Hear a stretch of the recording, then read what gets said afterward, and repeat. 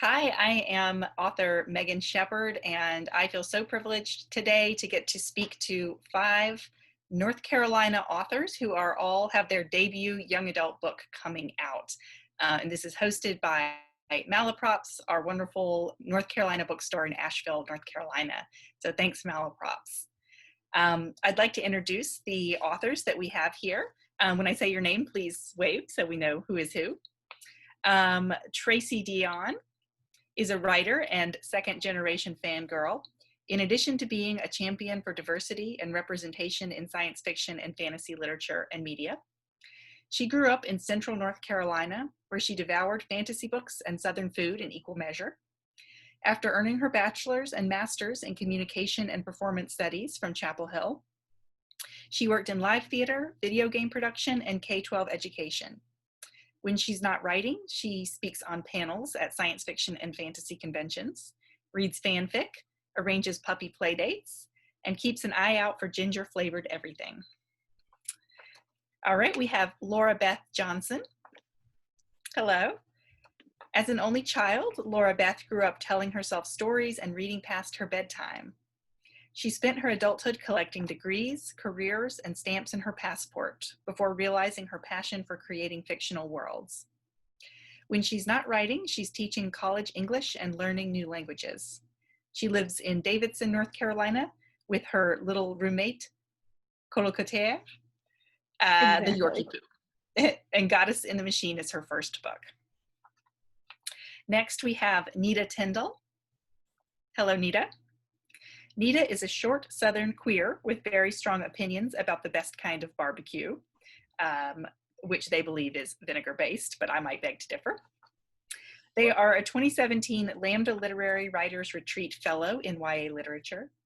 In addition to being a YA writer, they moderate for YA Pride and do literary translation from German to English.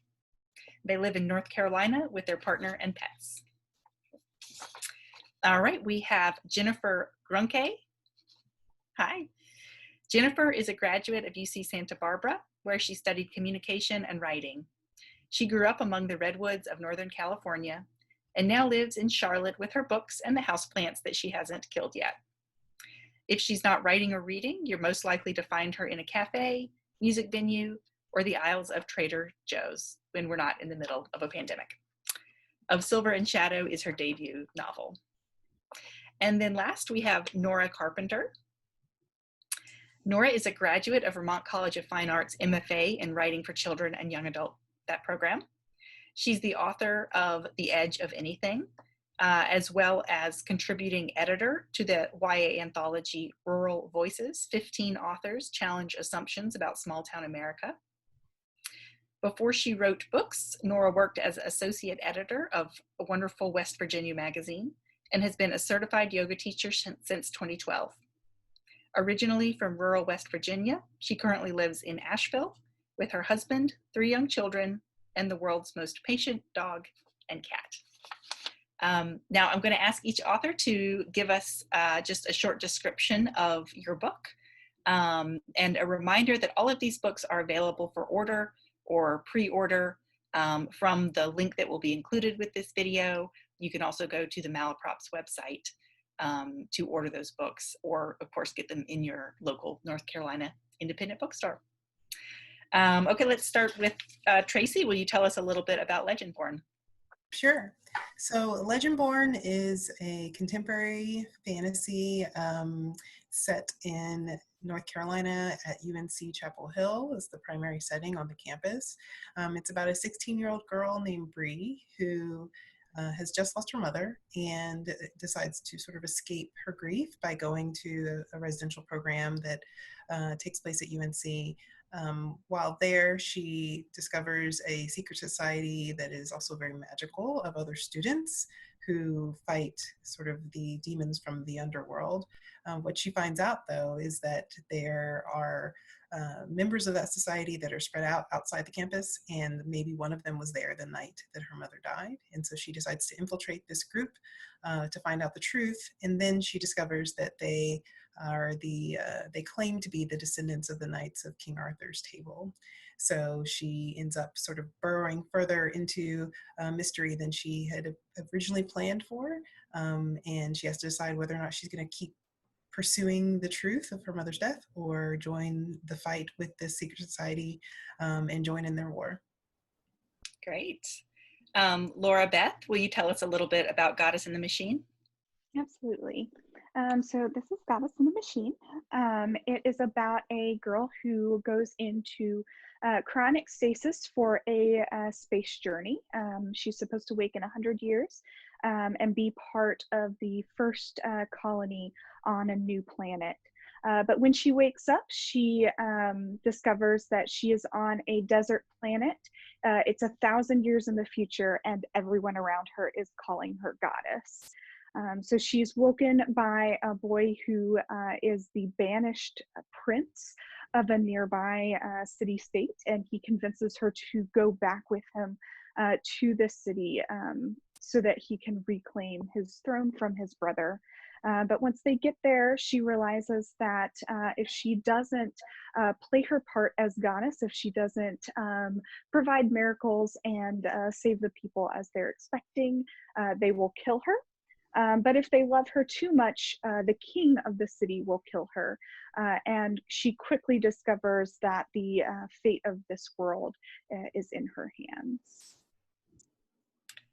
Okay, Nita, how about Who I Was With Her? Yep, so Who I Was With Her is my debut. It comes out September 15th, the same day as Tracy's book, Legendborn.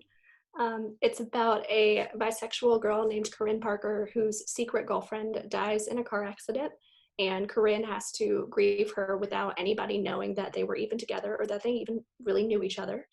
And the only person that she can turn to during this is her girlfriend's ex-girlfriend, Alyssa. And it's told in nonlinear timeline, so it switches back and forth between when Maggie was alive and goes through her relationship with Corinne, and then after with Corinne dealing with the aftermath of her death. Thank you. Okay, Jen, tell us a little bit about Of Silver and Shadow. Okay, this is Of Silver and Shadow. It is an upper YA multi-perspective novel. We hear from 4 different characters. It is about a rebel leader who bribes our main character, Ren, into joining his rebellion. She is a silver wielder, can wield magic, which in their world is called silver. So he gives her a lot of money to join his rebellion to overthrow the king, because she's, not very inclined in that way. She mostly just cares about herself. So they team up to overthrow the king. Meanwhile, while they're doing that, behind the castle walls, we have the group of King's Children, which is the king's personal army. He has set a task to his children to find the rebel leader and bring the rebel leader in alive, and whoever does that will be made King's Fang, which is the right hand to the king, and in a decade they will be free to leave the castle, and it's really the only chance that they have to ever really leave. So we follow Adley, who is trying to earn her freedom by bringing in the rebel leader. Meanwhile, we have the rebels trying to overthrow the king. And it was supposed to be out now. It was supposed to come out May 26th, but because of everything that's happening in the world, it's been pushed back to February 16th, 2021. Okay, and then lastly, we have Nora. Tell us about The Edge of Anything. Yeah, so this is The Edge of Anything. It came out March 24th, and it is really a deep dive into the transformative power of human connection. So it's dual narrative, dual point of view. Sage and Len are the main characters. Sage is a teenage volleyball phenomenon. She's recruited by the top Division I schools in the country. She has her life all planned out. She knows exactly what she wants, what she's going to get. And of course, something happens that throws a big wrench into that. And the other main character, Len, is a teenage photographer, and she really needs a scholarship to go to college, and her work is the way that her photography is is the key to that, but she's been stifled lately, and she actually thinks that she's losing her mind. She doesn't know what's happening to her. And so the novel also has really significant mental health themes. And the story is about the journey of their friendship, how they come together and actually end up saving each other's lives. Wonderful. Thank you all. I am so excited to pick up all of these books. Again, they're available for order and pre-order. And let's support our North Carolina authors and bookstores. Thank you. Thank you so much, everybody. We're really looking forward to all of these books. And yeah, we encourage everyone to get them as soon as they can. And you can pre-order even if they're not on the shelves yet. Thanks so much, everybody.